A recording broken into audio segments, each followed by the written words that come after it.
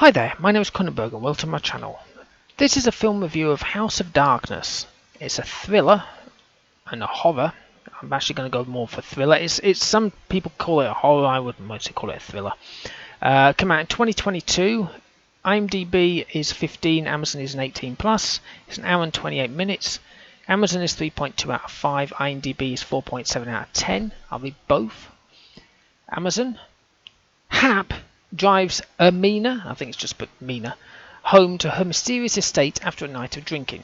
Hap gets more than he bargained for when unexpected occurrences offset his attempts at a romantic connection with this mysterious object of his desire.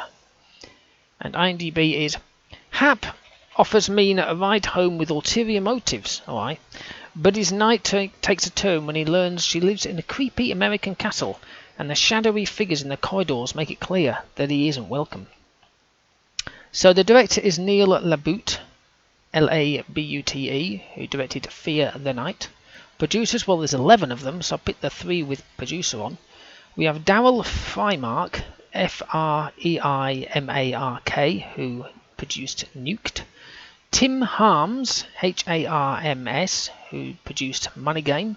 And Sean Sangani, I think that's how you say it, Sanghani, who produced The Fallout. Music was by Adam Bosarge, Bosarge, who did the music for The Girl in the Pool. The cast, well, there's not many, so we have Kate Bosworth, who is Mina Murray, who was in 21. Justin Long, who is Hap Jackson, was in Jeepers Creepers. It's a good film, I enjoyed that one.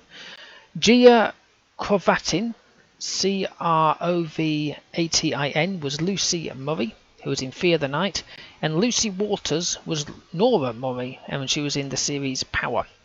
It was filmed in Fayetteville, Fayetteville, in Arkansas, USA. It's actually the Dromberg Castle, and if you look it up, it sold last year's in 2023 for 4.8 million. I think it put it on for like 17 million at first. It's quite interesting where it is. It's like next to some sort of not a golf course, like a country club or something. It looks so bizarre where you see it. Anyway, there you go.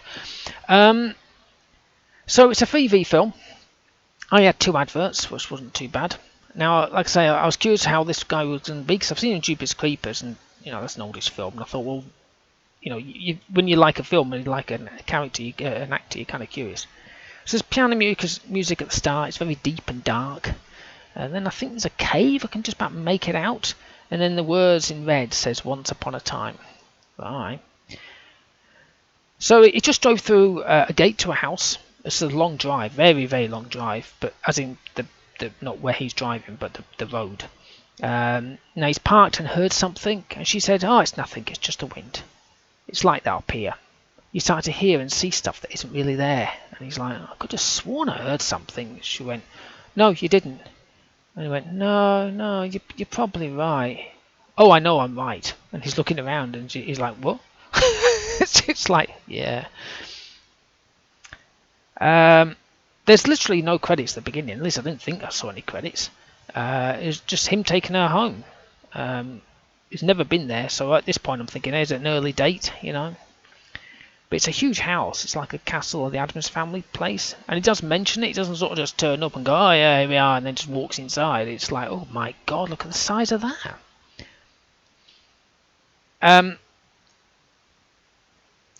I kind of like how he's not forward, kind of testing the water, especially nowadays. I mean, if you go forward for anything, you probably get slapped and get a HR or a restraining order or police or whatever it is slung into your face. But she's completely different.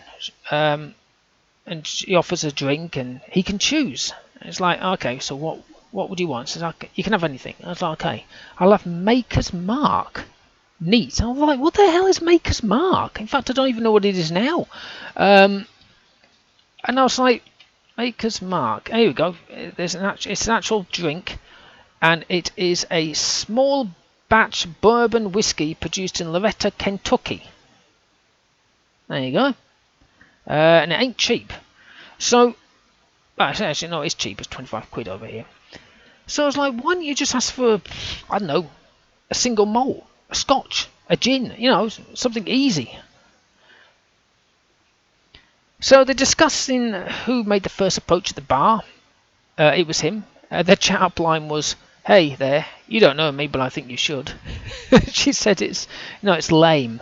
And he says, "Hey, come on, that stuff is hard to do." And just jumping sideways, I must admit, like being a male and having to make the first move does suck, because you kind of crap yourself, hoping you're not going to get a no, a laugh, or something else. You kind of like, oh god, I'll go and ask that girl, I'll say this, and you're just like, is it good? Is it bad? I'm going to ask for a drink, and no, it's not gone well. Oh shit.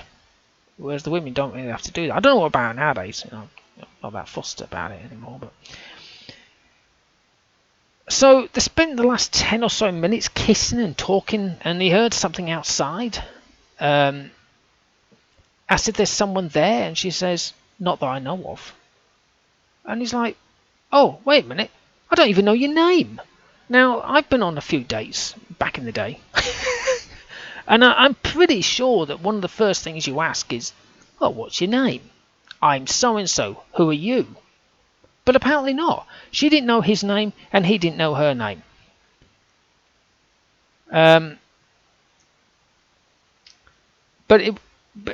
So he drove her home even though he didn't know her name. How bizarre. So, it's weird, right? Mina's just getting closer, just about to take his trousers down. This is why not like typical horror. And then this woman's watching at the door. So he starts like doing his zip. I'm saying, "Oh, sorry, hi there, I'm so sorry." It says, she sort of replies at this door with, "Why?" So then I find out that's Lucy, and they're just behaving like it's normal, like he's fumbling around going, and she's like, "Are you okay?" It's like, yeah, yes. So Lucy's asking if he knows any ghost stories, and he says no. And she's shocked. But he says ghost stories are like jokes. You've got to really sell the shit out of them. It's hard to tell a good joke, limerick, or story. You need to, kind of know it already. Which does make sense. If you tell a joke and you're like, what do you think to this? And you tell it, it's like, yeah, it doesn't really land. Same with a story. If you tell a horror story, I don't know many ghost stories, to be really honest. But if somebody asked me to do a ghost story, I'm no good at that kind of crap, and everyone will be like, "Oh, that's fantastic! Right, who's up for a beer?"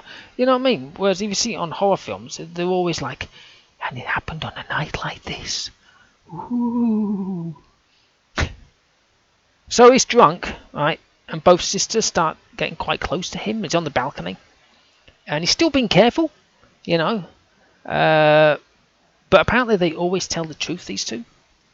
So Mina suggested getting comfortable in the library, and he says, "Absolutely, yeah, whatever you guys are up to, it's okay for me." And then Lucy says, "Oh," smiling, looking away. And Mina says, "Anything?" And he's replied, "Are you saying anything you like, either of you? I'm game, honestly. I'm very open-minded." Just, I got a feeling what he was thinking about, and it wasn't whatever. If you can hear a dog barking, I apologise. He's outside barking at something. So again, they're getting comfortable, right? Amina says, "Right, you first." And he's like, "All right, my clothes." And she's like, No. A story. You have to tell one to hear one." He's like, "Oh, right, yeah." So of course he has to make up a story because he doesn't know any. And he starts off, there's this guy, and Lucy interrupts, says, No. Once upon a time, which was the start of this film. So he makes up this ghost story off the hoof, and I agree, it's kind of like very hard. His ghost story completely sucks. It's just like you listen to think, that's a ghost story? I mean, come on, even I could do better. Lucy's is a lot better. Bloody hell, what an ending. It's a slow film, very slow. This is probably why some people gave it a low rating, because it's just so slow. It just takes ages to get anywhere. It's like, my god. But it's needed because it kind of draws you into the film, draws you into the actual ending. Whereas if it just barreled down straight, went straight into the jugular, as it were, and just went straight for it, and that's what it was, you'd be like, oh yeah, and then you'd be bored of the ending. But this was really good. Now I'm giving it a 7. Because I loved it. I thought it was brilliant. Really good film. Anyway, hopefully you've enjoyed watching and listening to this film review of